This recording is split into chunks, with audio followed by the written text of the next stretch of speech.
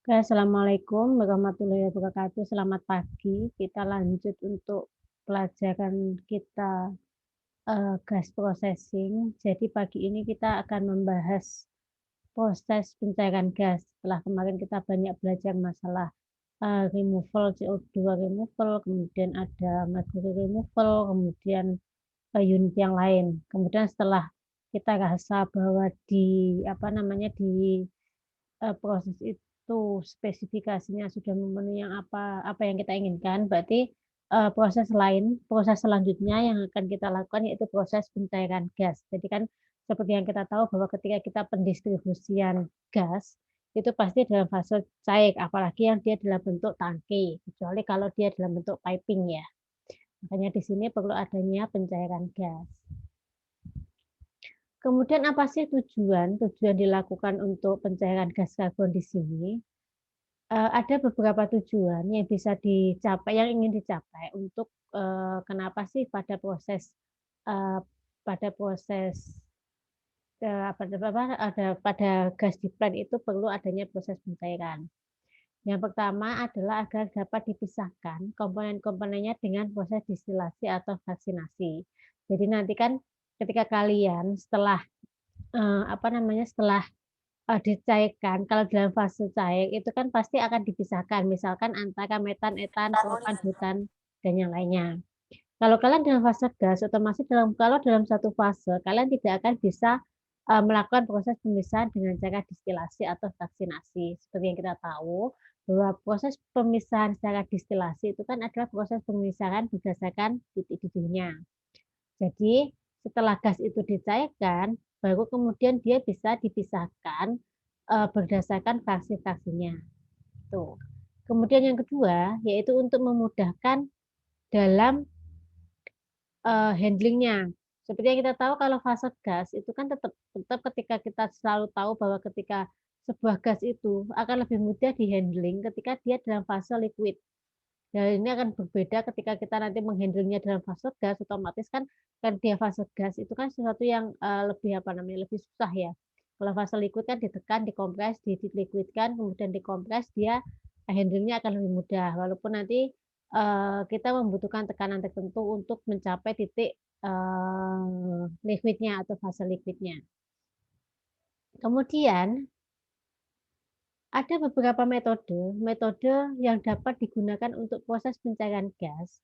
Di sini adalah proses pencairan gas atau gas liquefaction secara umum dapat dilakukan dengan cara yang pertama adalah didinginkan pada tekanan atmosferis sekitar 1 atmosfer. Jadi dia didinginkan proses pendinginnya dengan refrigerator atau yang lainnya. Kemudian yang kedua adalah ditekan pada suhu atmosferis. Kalau yang pertama tadi dia didinginkan, di sini dia ditekan berarti pada suhu atmosferis, berarti pada kondisi yang suhu biasa, kondisi atmosferis kemudian ditekan. Kemudian metode yang ketiga yaitu gabungan antara pendinginan dan penekanan atau didinginkan kemudian ditekan. Kemudian yang keempat yaitu diekspansi. Diekspansi di sini adalah berarti ditekan dia, diekspan untuk mendapatkan fase cair tersebut. Kemudian di sini didinginkan pada tekanan atmosferis atau sekitar 1 atm. Semua gas dapat dicairkan dengan cara didinginkan pada tekanan atmosferis, asalkan tersedia media pendingin atau refrigeran yang sesuai, yakni suhu pengapan lebih rendah dari titik embun atau dew point dari gas yang akan dicairkan. Di sini sebagai contohnya adalah titik embun C1 pada tekanan 1 atmosfer, kemudian yaitu minus 162 derajat Celcius, kemudian titik embun C2 pada tekanan atmosfer yaitu min 89 derajat Celcius atau minus 128,2 derajat Fahrenheit. Kemudian untuk mencairkan C1 pada tekanan 1 atmosfer, diperlukan media pendingin yang mampu mendinginkan gas sampai minus 162 derajat Celcius. Kemudian di sini digunakan sistem refrigerasi dengan refrigeran MCR, yaitu multi komponen refrigeran. Jadi kita menggunakan dengan multi komponen refrigeran untuk mendinginkan C1. Kemudian untuk mencairkan C2 pada tekanan 1 atmosfer, Diperlukan media pendingin yang mampu mendinginkan gas sampai minus 89 derajat Celcius. Sehingga di sini digunakan sistem refrigerasi dengan refrigeran propan dan expander alat untuk menurunkan tekanan gasnya. Jadi kalau nanti ketika kalian menggunakan C1 untuk mendinginkan C1, berarti kalian menggunakan media atau refrigerasinya menggunakan multi komponen refrigeran. Kalau kalian ingin mendinginkan C2, di sini kalian hanya membutuhkan propan untuk proses pendinginannya. Seperti itu.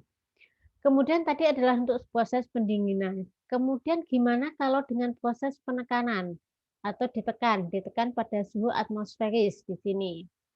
Di sini adalah semua gas dapat dicairkan dengan cara ditekan pada suhu atmosferis, asalkan titik kritis dari gas itu lebih tinggi dari suhu atmosferisnya. Jadi di sini yang harus kita note adalah titik kritis dari gas lebih tinggi dari suhu atmosferis.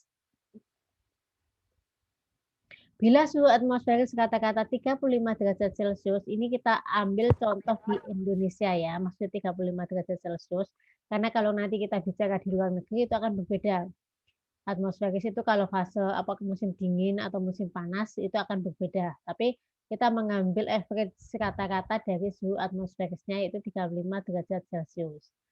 Maka semua gas yang titik kritisnya lebih kecil dari 35 derajat Celcius tidak dapat mencair bila dicairkan dengan cara ditekan dan suhunya atmosferis. Kemudian di sini untuk titik kritis adalah suhu maksimum di mana gas masih dapat dicairkan dengan cara ditekan. Apabila suhu penekanan di atas titik kritis, maka gas itu tidak akan dapat mencair berapapun tekanannya. Ini harus kalian note di sini. Jadi titik kritis itu adalah suhu maksimum di mana gas masih dapat dicairkan. Apabila suhu penekanannya di atas titik kritis, maka gas itu tidak akan dapat mencair. Kalau dia harus berada di bawah titik kritisnya untuk dapat berubah fase menjadi cair. Oke, ada pertanyaan sampai sini? Jelas yang saya jelaskan? Jelas, Ibu. Oke.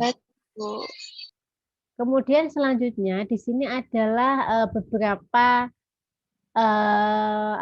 hidrokarbon ya. C1 di sini untuk bubble point, dew point sama dengan bubble point-nya minus 162, kemudian critical temperature-nya minus 82, kemudian untuk C2-nya dia adalah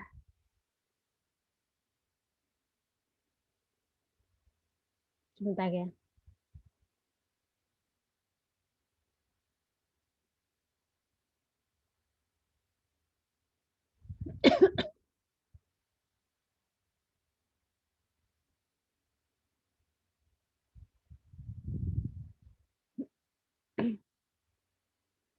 Kemudian untuk C2-nya, untuk dew point atau bubble point-nya adalah minus 89, sampai dengan ketika kita ada IC4, NC4, sampai IC5 dan NC5. Di sini kan kita tahu ya, semakin semakin C-nya semakin besar, berarti dia adalah suhunya semakin tinggi. Atau kemudian untuk critical temperature-nya juga dia semakin tinggi.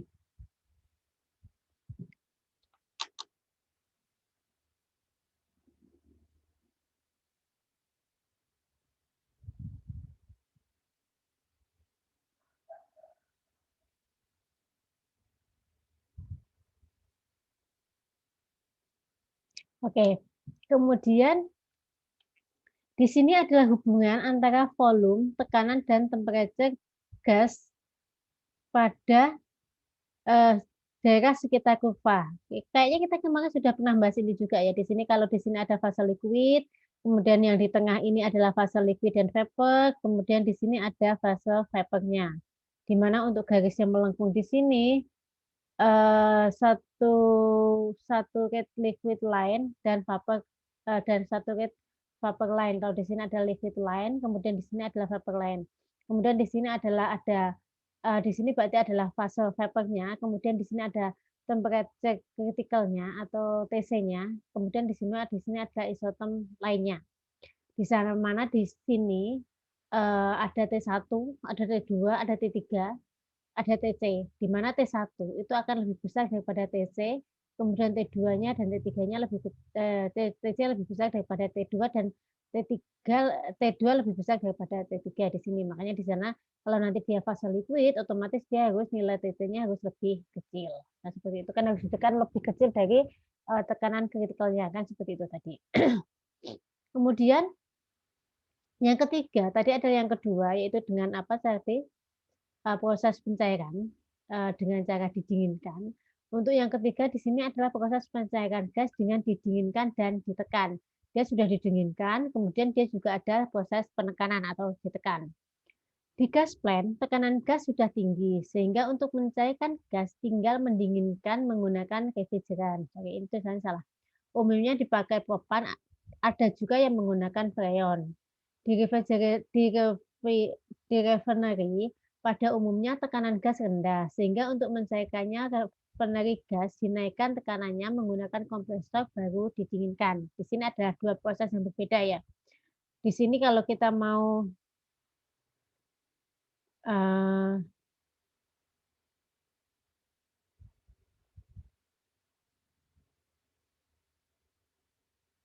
di sini kan kalau kita sudah di gas plant seperti kita tahu ya ketika kita keluar dari sumur itu kan tekanannya kan pada suhu yang tinggi dan tekanan yang tinggi. Makanya itu di situ dia tidak perlu lagi ada proses apa namanya? Dia hanya proses apa namanya? Ada hanya proses apa namanya? Pendinginan dengan menggunakan refrigeran.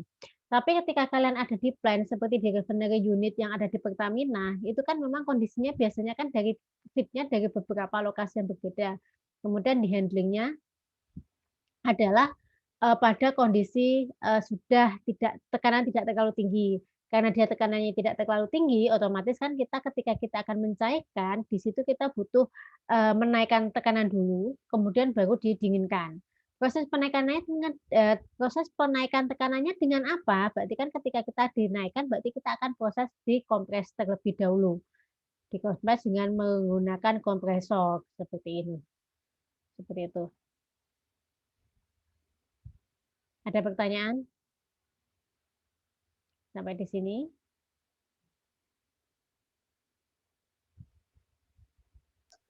Tidak, Ibu. Oke, kita lanjut ya kalau nggak ada pertanyaan.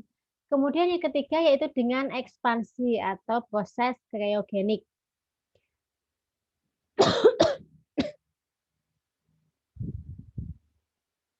Kemudian dengan menurunkan tekanan gas, maka suhu gas akan turun.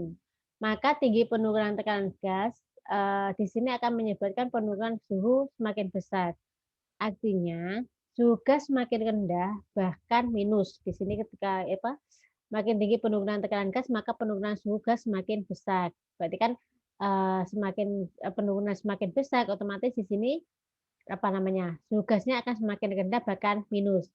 Pada suhu rendah ini, hidrokarbon berat akan mencair. Otomatis kan kalau kondisi minus, hidrokarbon beratnya dia akan mencair. Tadi kan kalau kita lihat dari spesifikasinya, semakin tinggi hidrokarbonnya, maka dia mempunyai yang apa namanya mempunyai titik lebih tinggi ya kan. Otomatis kalau dia didinginkan, dia akan lebih mudah mencair terlebih dahulu dibanding dengan hidrokarbon yang mempunyai hidrokarbon yang ringan atau status C2 kan seperti itu kan. Metode pencairan gas ini sering disebut dengan proses kriogenik, yakni untuk memisahkan gas C2 plus dari metan atau gas metan atau C1. Seperti itu. Oke, ada pertanyaan? Kalau enggak saya lanjut. Di sini adalah kondisi operasi cryogenic liquefaction. Jadi di sini ada inlet gas, kemudian ada gas exchange, kemudian di sini ada masuk cold spiration, kemudian di sini akan masuk ke deethanizer. Ada yang tahu deethanizer itu apa sih?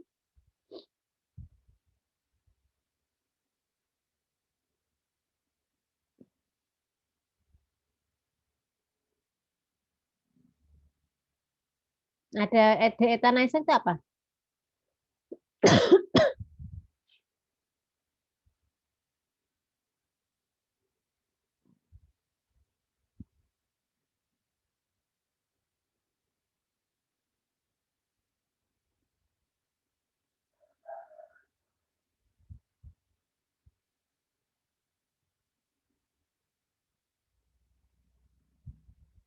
Ada yang bisa? Ada yang bisa menjawab deethanizer itu apa sih? Etan, deethanizer, etan. Etan itu C berapa? Etan itu kan C2, berarti dia adalah ingin memisahkan C2-nya. Dari mana? Berarti kalau etan berarti dari C1-nya. Kan seperti itu, deethanizer. Seperti itu. Kalau di sini untuk apa? Reboiler. Di sini ada side reboiler. Maksudnya untuk apa? Karena reboiler dan side reboiler di sini adalah untuk menjaga kondisi dari deethanizer di sini. Kondisinya agar sesuai dengan kondisi yang diinginkan. Karena kalau enggak, dikhawatirkan kondisi operasinya tidak sesuai, di sini proses pemisahan dari C1 dan C2-nya, dia akan tidak terjadi secara sempurna. Seperti itu. Kemudian di sini ada expand. Setelah full separation, di sini dia ada expander. Apa fungsi expander? Di sini ada yang tahu?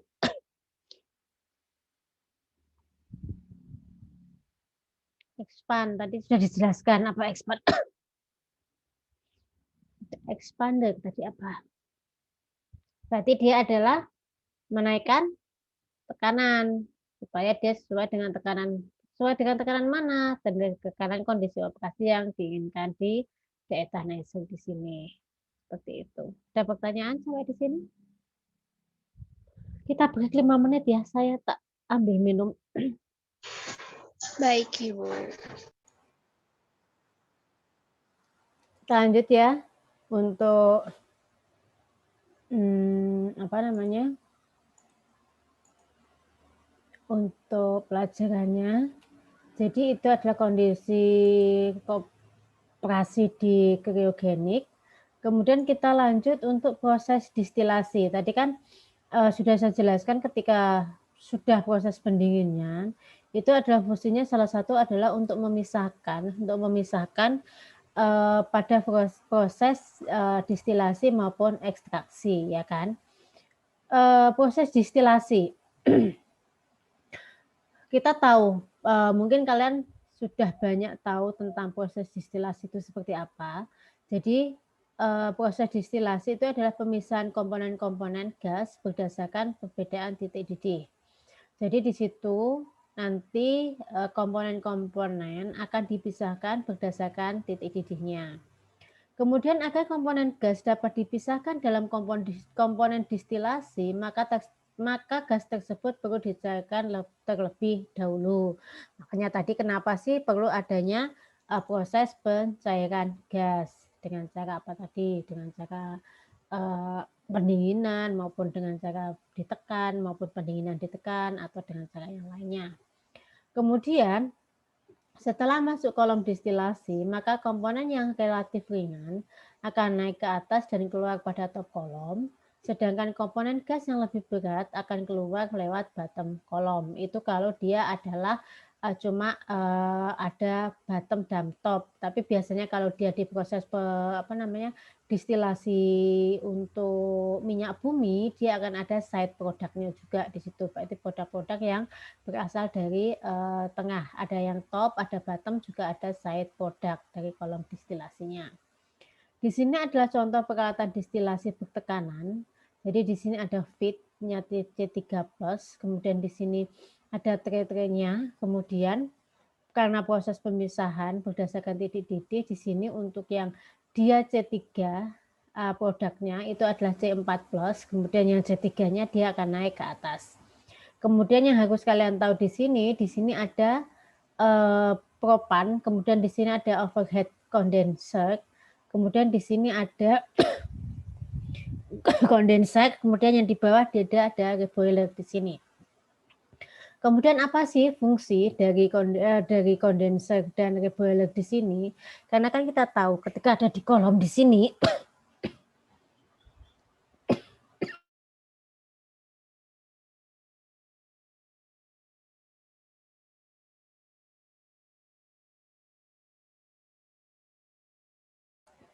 karena ada di kolom distilasi di sini ada top dan bottom produk. Karena tadi kan kita hanya mengacu pada top produk dan bottom produk. Jadi untuk top produk di sini kita perlu menjaga kondisi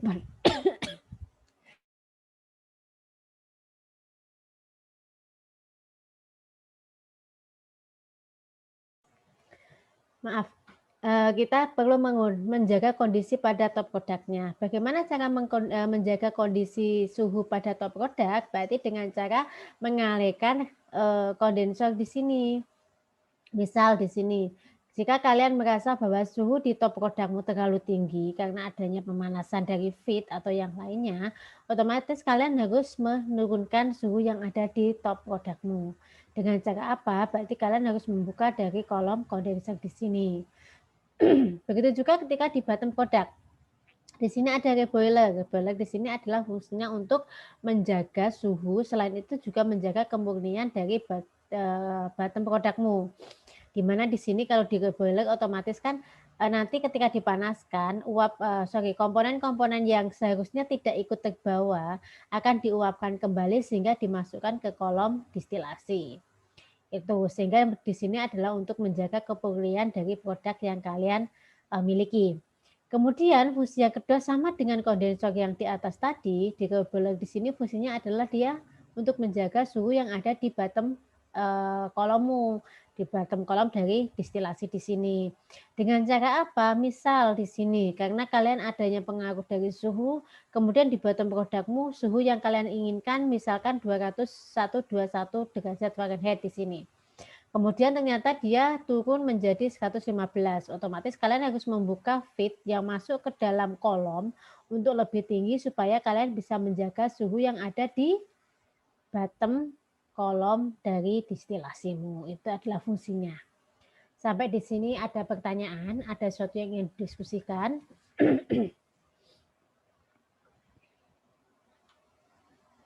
Atau gimana? Ada? Oke, kalau nggak ada kita lanjut. Kita lanjut ke diagram alih pada plan secara menyeluruh. Jadi di sini ada skema pemrosesan gas secara menyeluruh.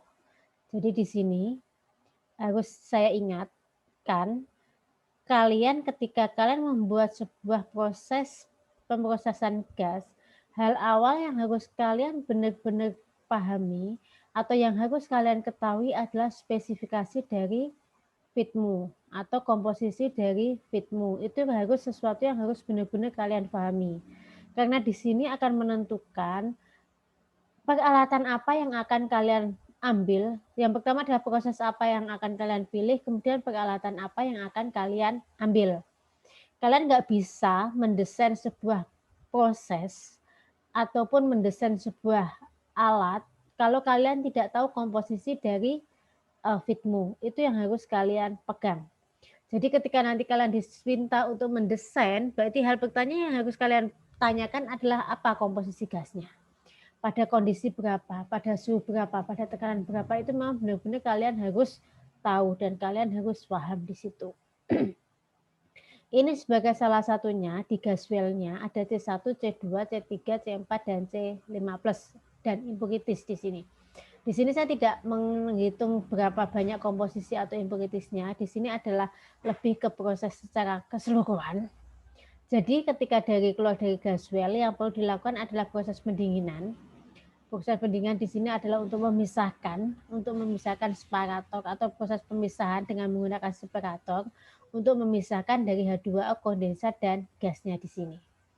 Kemudian ketika sudah dipisahkan antara H2 kondensat dan gasnya, kemudian di sini akan ada acid gas removal. Ini dengan asumsi bahwa di sini ada impurities. Impurities di sini ada CO2, ada CO2 ya di sini. Kemudian misal ada H2S, ya ada CO2 dan H2S.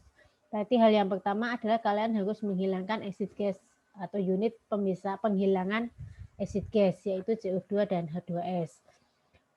Fungsinya untuk apa? Kalian sudah tahu kalau CO2 itu dia bisa mengurangi panas pembakarannya, kemudian juga bisa menyebabkan terjadinya korosif pada perpipaan. Kenapa di sini harus dihilangin. Kemudian setelah ada acid gas removal, unit selanjutnya adalah gas hydration, yaitu di sini adalah untuk menghilangkan kandungan H2O. Setelah ada penghilangan H2O, unit selanjutnya adalah mercury removal. Harus di note di sini adalah jika di sini ada merkurinya. Kalau tidak ada, otomatis juga unit ini tidak perlu dilakukan. Kemudian ada gas liquefaction, kemudian ada unit refrigerator. Ini sebagai misalkan liquefaction-nya dengan menggunakan apa? Dengan menggunakan unit refrigerator.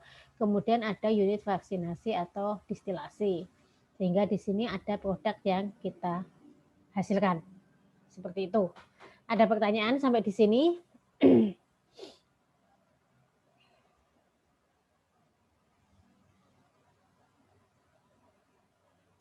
Oke, kalau nggak ada, ini adalah skema pemrosesan gas secara menyeluruh.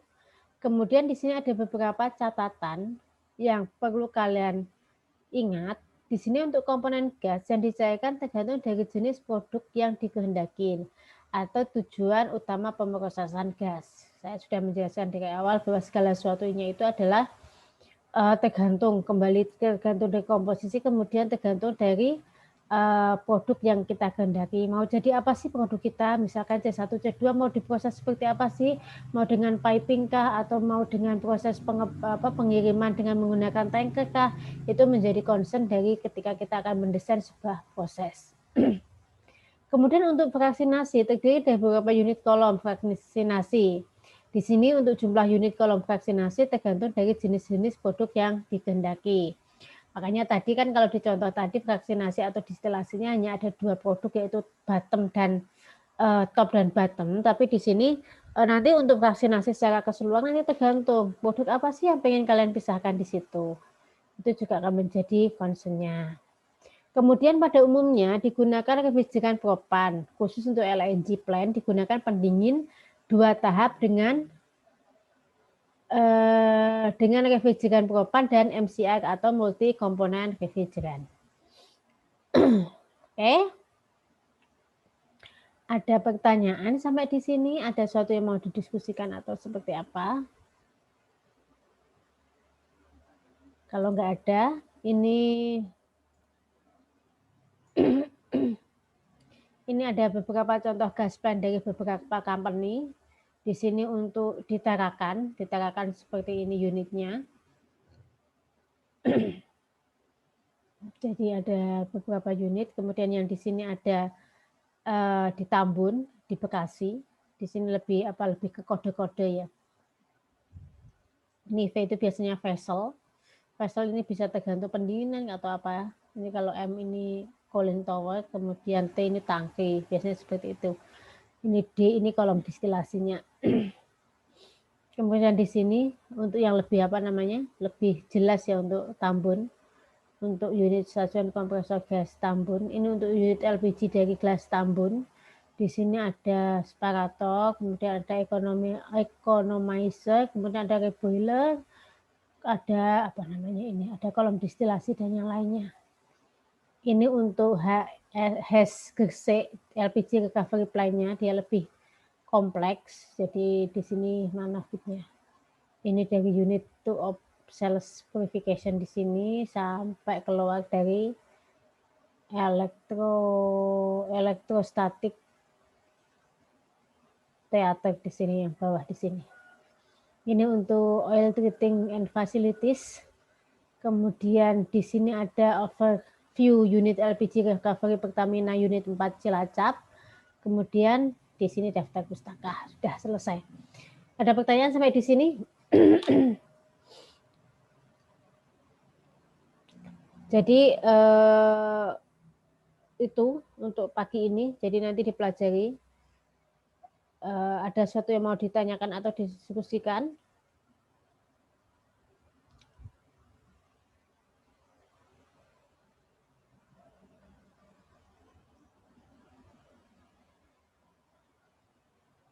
Ada yang mau didiskusikan?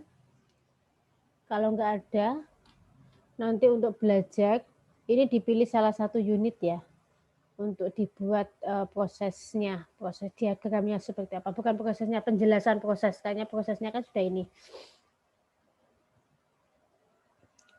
Dipilih antara LPG recovery HES Gresik sama oil treating facilities. Ada pertanyaan? Dipilih antara 2 unit ini ya nanti untuk dikerjakan, untuk dikumpulkan. Ada pertanyaan? sebelum saya akhiri kelasnya? Saya belum ambil absen, Ibu. Belum absen. Oke, kalau nggak ada nanti dikerjakan tugasnya. Saya stop share dulu ya. Saya akhiri kelasnya. Assalamualaikum warahmatullahi wabarakatuh.